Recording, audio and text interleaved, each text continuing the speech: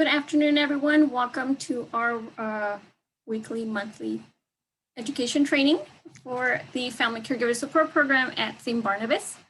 My name is Olga Yamawaki, one of the case managers for the program. Today, I'll be discussing sleep and older adults, how to get a better good night's sleep.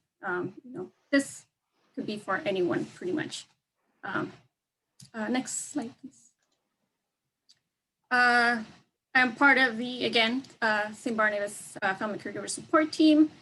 We have our program manager and other case manager, Valerie Moreno. We have new members to the team, Jasmine and Henry.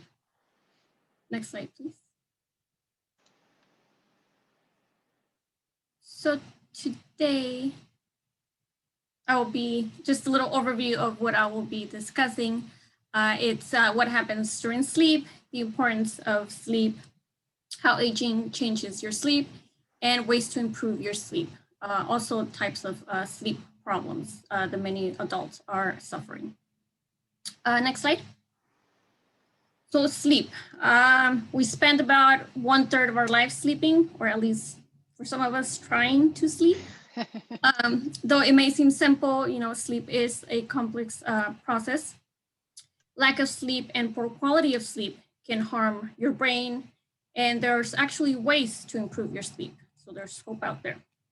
A good night's sleep depends on sleeping when your body is prepared.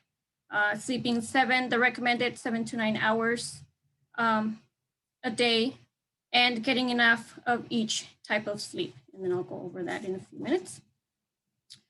So understanding normal age-related changes in sleep, ways to improve your sleep, and the warning signs or symptoms of sleep disorders can help older adults improve cognition, overall health, and protect and detect early medical conditions. It is normal for sleep to change with age, but poor quality of sleep with age is not normal. And we have that, we seem to think that, it comes with the territory of aging. And, in today's go-go society, we don't prioritize sleep. We're too busy. We don't have enough time to sleep, and that has become the norm, which, we need to change and make it more, raise more awareness of sleep and getting enough sleep during the night. Next slide, please. So there's two types of sleep, rapid eye movement, or REM, and non-REM. For rapid eye movement, it's a type of sleep when patterns or waves of electrical activity in your brain are closest to what you are when you're awake. You typically dream during this stage, REM sleep. Dreaming may help you process your emotions. Non-REM sleep, this is sleep that happens when your brain wave activity slows down. It's what they call deep sleep. You need deep sleep to be able to feel refreshed in the morning. Both REM and non-REM sleep help you store memories.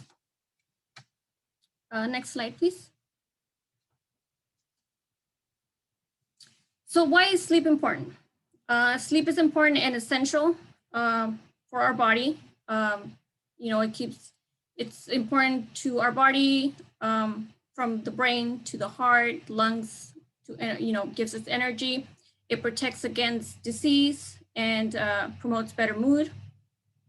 It also affects your ability to function during the day. So getting a good night's sleep can help you learn and retain information. It creates new memories. It also helps to respond quickly to situations. We know caregivers, have to be alert when caring for someone. It helps you solve problems, pay attention and concentrate. Helps you make better decisions and use better judgment, when making those decisions. It also helps your creativity. Next slide, please. So not getting enough sleep can cause harm to your body. Research has shown that over time, it can increase your risk of high blood pressure, heart disease, diabetes, obesity, depression, Alzheimer's, and any related dementias. If you wake up tired or feeling easily annoyed, you have trouble falling asleep or have trouble staying asleep, this may be signs that you're not getting a good night's sleep. Next slide, please. And so when you're not getting enough sleep, the lack of quality of sleep can also affect your memory. When your memory starts declining, it could lead to dementia over time. Your mood, we know if you don't get a good night's sleep, it happens to me all the time. I wake up in a bad mood. I don't want people to talk to me, just leave me alone.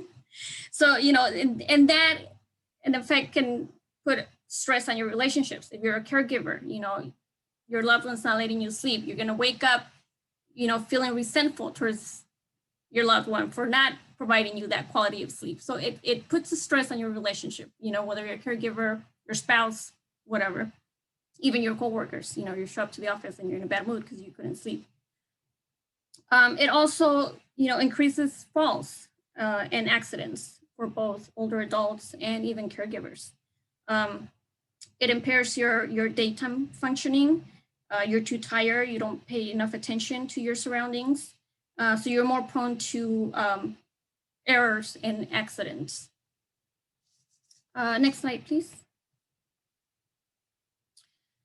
So as we age, our sleep, how we sleep also changes. For older adults, tend to go to bed earlier and wake up earlier than younger adults. The amount of time spent on each type of sleep also decreases. Also, sleep tends to be shorter and lighter. You may be waking up more often during the night. For older adults, medications and medical conditions can affect the way they sleep. Some of the factors, some of the medications may have side effects that prevent older adults from getting that restful night's sleep. Many older adults also don't sleep well because of, some sort of illness. Again, their medications may be interfering with their sleep patterns. Mental health can have an effect on your sleep. If you're having any pain, that can affect the sleep and the quality of sleep that you should be receiving every night. Next slide, please. So sleep disorders can become more common with age. This includes insomnia, sleep apnea, and restless leg syndrome. And I'll be discussing those a little further more down in a little more detail. So just, practicing better sleep habits and being diagnosed and seeking treatment for if you do have a sleeping disorder may help improve your sleep. Next slide, please. Getting a good night's sleep is important, again, to your well-being. The way you feel while you're awake depends on part of what happens while you're sleeping. During sleep, your body is, working to help your brain and body be at its best. Good night's sleep can help you protect your mental health, your physical health, quality of life, and your safety. While many studies have suggested that maintaining good quality of sleep benefits the brain, some scientists believe that improving sleep can delay or reverse cognitive aging. It is still an open question on whether better sleep improves cognitive functioning or whether better cognitive functioning improves sleep or both. It's like which one goes, or we need both to accomplish that. Next slide, please. Lack of a good night's sleep, not getting quality of sleep can increase your risk of health problems, like I mentioned before. It can also affect, how well you think, you react, your work environment, how you learn, and how you get along with others. There can be serious, even fatal consequences for people who do not get enough sleep. The National Highway Traffic Safety Administration reports that drowsy sleeping is a serious problem that leads to thousands of automobile crashes each year. I have a client who is, right now getting 2 hours of sleep during the night.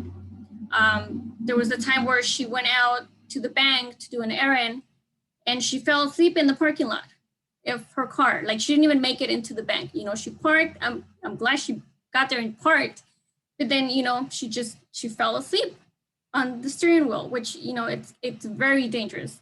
So again, if you're a caregiver and you're not feeling well, you didn't get good night's sleep, don't drive that day, just put it off, or have somebody drive you if you have somebody to drive you, or, just put it off until the next day. Because it is a very dangerous situation. You're driving and not feeling 100%. Next slide, please. So in order, what things that you can do to get a better night's sleep, set a good sleeping routine. Having a regular sleep-wake schedule, it's related to better brain health. Setting a regular schedule, going to sleep and getting up at the same time each day, even on weekends or if you're traveling, on vacation. Having a bedtime routine, find ways to relax before bedtime each night. Read a book, listen to soothing music, take a warm bath, 2 to 3 hours before your bedtime. Yoga, meditation also. Meditation, taking deep, slow, regular breaths can help you slow your heart rate, and that begins the body to relax and your muscles to relax. So that might help you, fall asleep faster. And make your room comfortable, for sleep. Make the temperature not too hot, not too cold. If you have pets, keep them off your bed, out of the room. We know pets can, jump on the bed, and that could disturb your sleep. Also, try to get regular sleep. Regular exercise during the day, but not within 3 hours of your bedtime routine, because then that would just gonna, make you more active, and you're not gonna want to fall asleep. And talk to your doctor if you're having problems sleeping. Sometimes if you're having an underlying health condition, in addition to your demanding caregiving responsibilities, that could impact and interrupt your sleep. Next slide, please. Some things to avoid. Naps can be both good and bad. Many cultures take their daily afternoon siestas, and it's been proven that some parts of the country where they do have these naps, people tend to live longer. But, again, napping is healthy, and studies have shown that an occasional short nap may decrease, a person's risk of coronary heart disease. But, sleeping in late afternoons, by the time you go to bed, you're not gonna be sleepy. So if you are gonna nap, try to limit your naps to 30 minutes in the early afternoons, and that might help you. Just, don't nap in the late afternoons or evenings. Otherwise, it'll decrease your ability to fall asleep and stay asleep at night.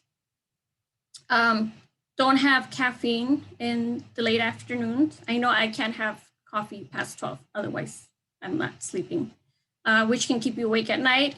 This is coffee, tea, chocolate, sodas.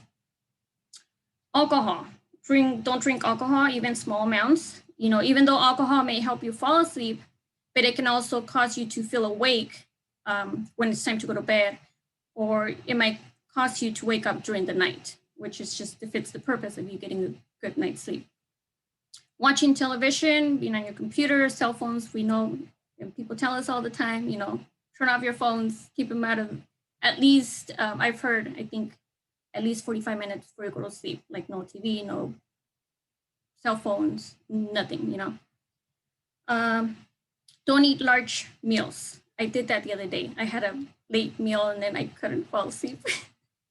So, that affects the way you feel, like you're just tossing in the bed and, it's just adding more stress to your body. So try not to eat large meals within 2 to 3 hours of your bedtime, and don't drink large amounts of water. If you're getting up at night to go to the restroom, So that disturbs also, it's part of, disturbs your sleep. And again, do not drive if you're not having a full night's sleep and you're not feeling well enough to pay attention to your surroundings. Next slide, please. So some of the sleep disorders, insomnia is the most common sleep problem in older adults, age 60 and older. People with this condition have trouble falling asleep or staying asleep at least 3 nights out of the week. There's short-term insomnia that can be caused by stress or changes in your routine. If somebody was hospitalized, your environment, it's too noisy, the light. So environmental factors have it's part of, could be short-term. And then we have chronic or long-term insomnia, which lasts more than 3 months and can't be fully explained by another medical cause. Next slide. So some tips to manage insomnia, again, healthy habits at bedtime may help prevent or manage your insomnia. Also cognitive behavioral therapy, it's the kind of counseling that may be able to help. Sleep medicines may help in the short term, but they can carry a risk and should not be used long term. It can also have interactions with if you're taking any prescription medication. So just make sure you consult with your doctor if you do decide to take any sleeping aid medications. Also, your body starts to build a tolerance, for sleeping aids. So it loses its effectiveness. If you have trouble sleeping, maybe keeping a sleep diary for a couple of weeks might help. You can keep track of when you go to sleep, when you wake up during the night, and if you wake up, what time you wake up during the day. Note whether you had caffeine that day, soda, chocolate, alcohol, or you exercise, just the changes that are happening to try to point. Oh my God, I can't. Anyways, try to, to kind of figure out where you should make adjustments. Pinpoint, there you go. Okay, next slide.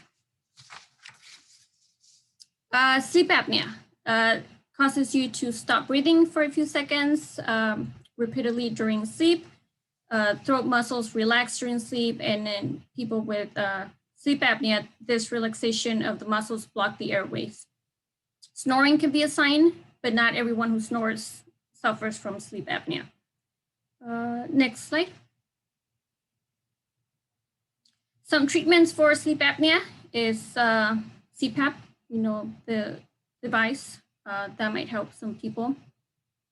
Also, sleeping in positions that keep airways open, that might help, maybe adjusting your pillow, getting a better pillow.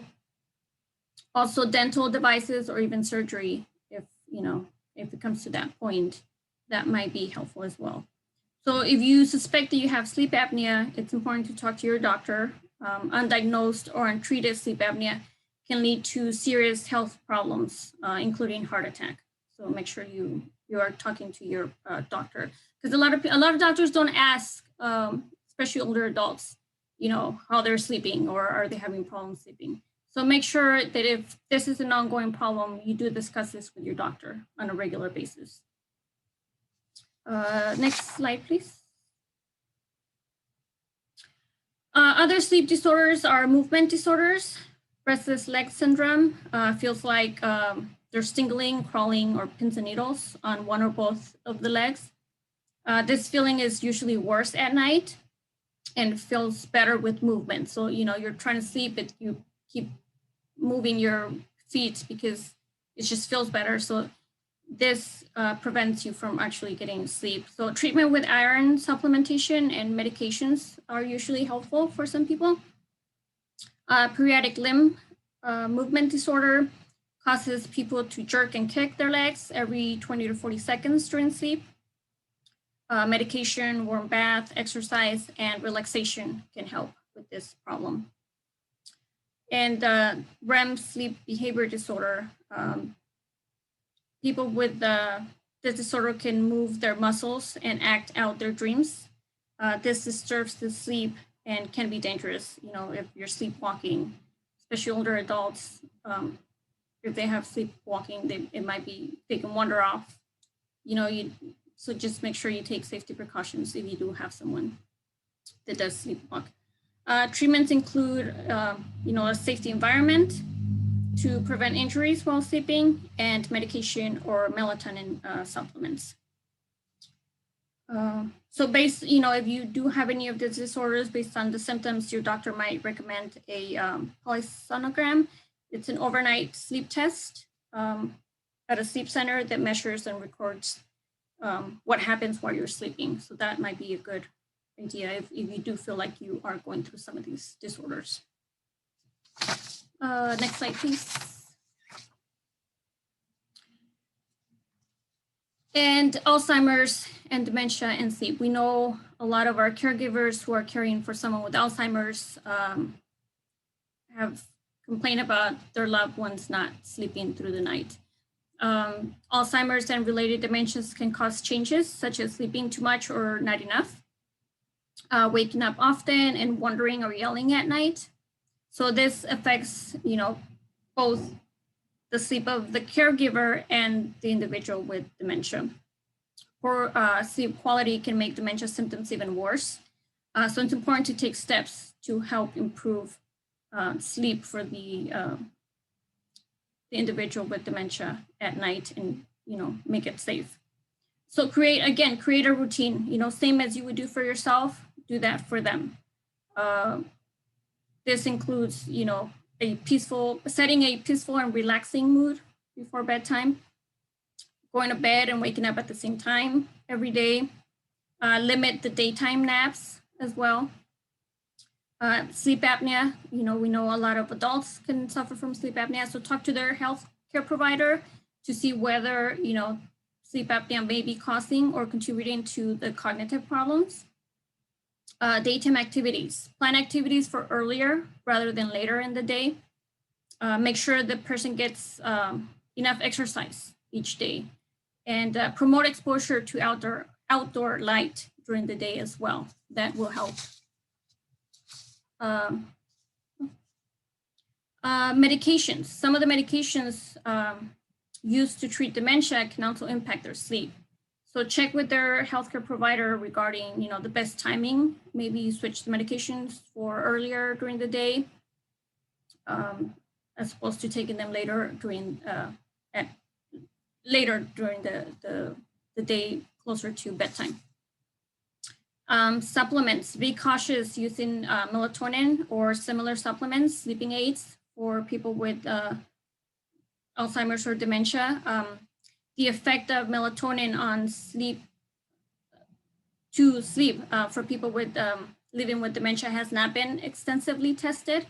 So just, be cautious. And again, if you're going to add any sleeping aids or supplements, discuss it with their healthcare provider before you add anything new to their treatments.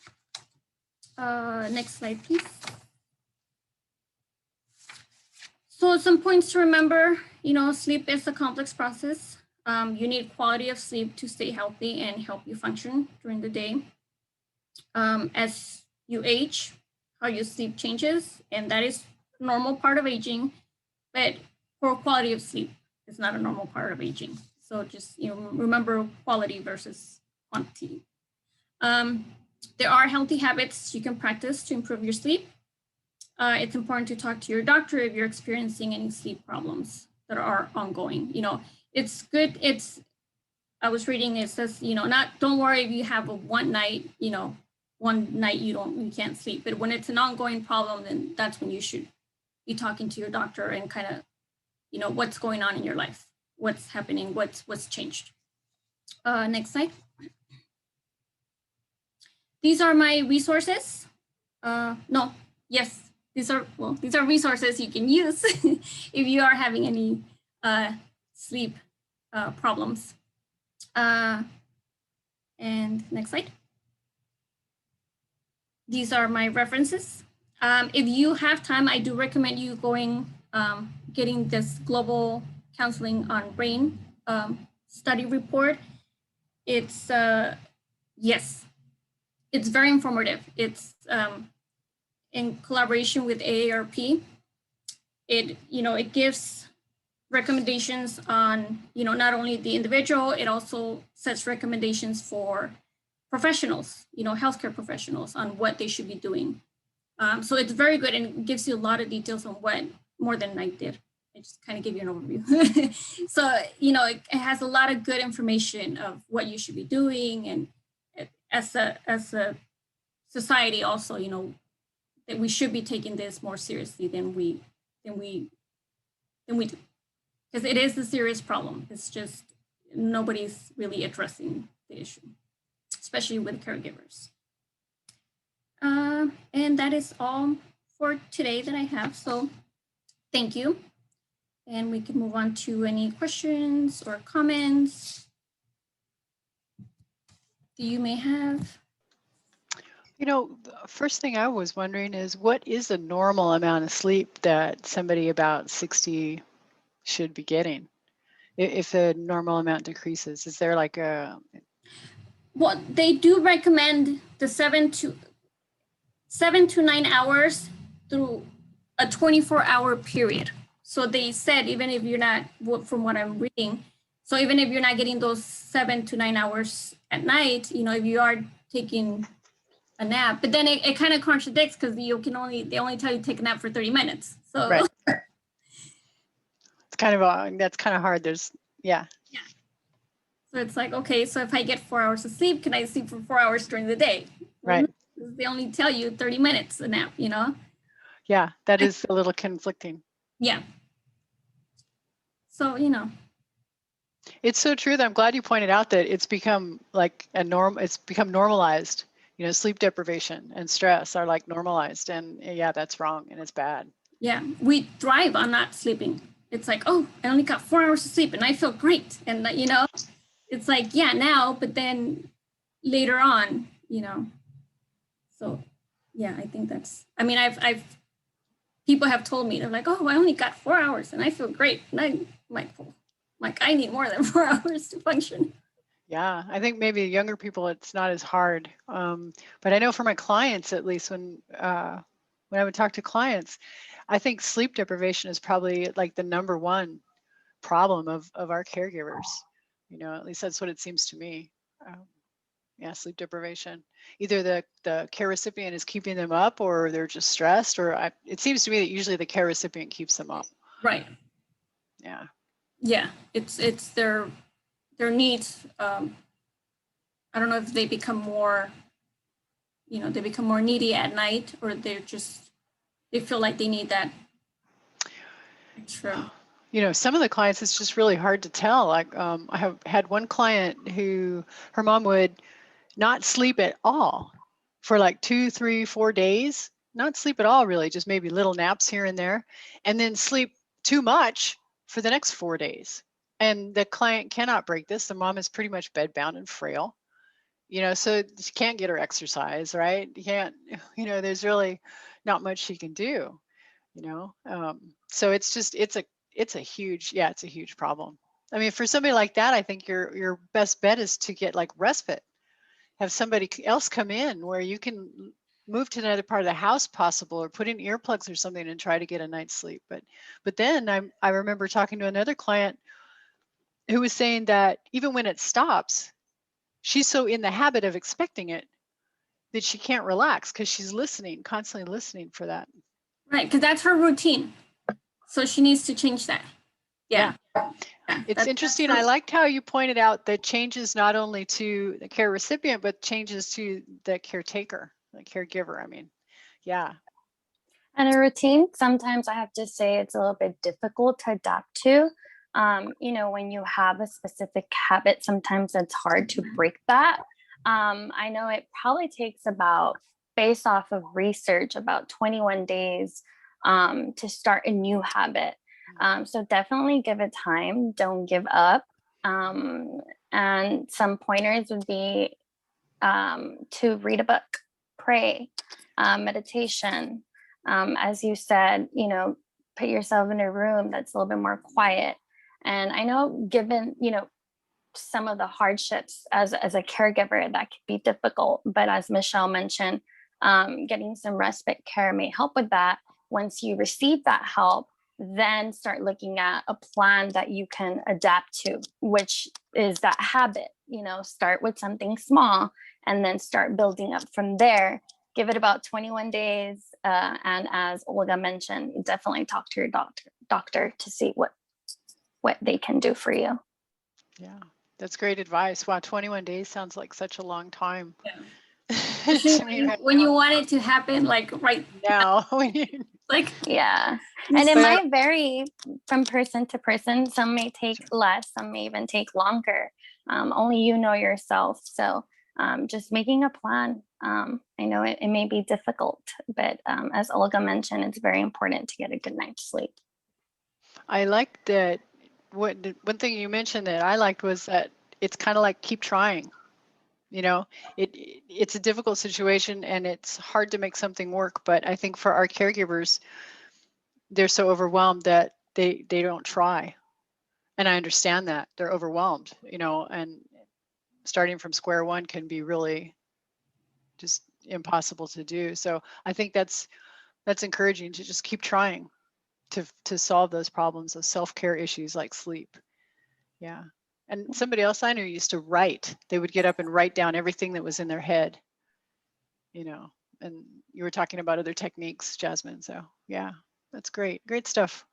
So good discussion. Thanks everyone. Did anybody have anything else?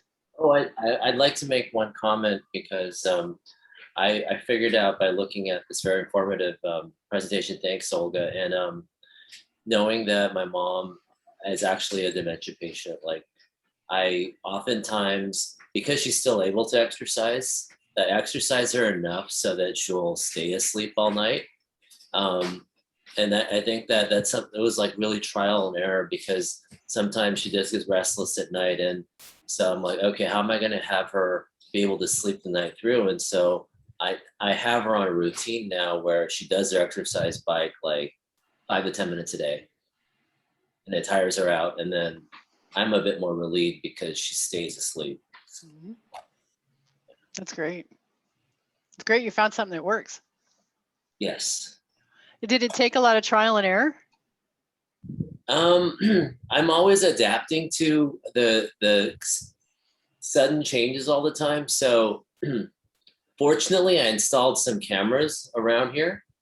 And then when I noticed she was restless, I'm like, okay, I need to have her stay healthy, but also like tired enough to sleep. So I tried it out. So yeah, that's great.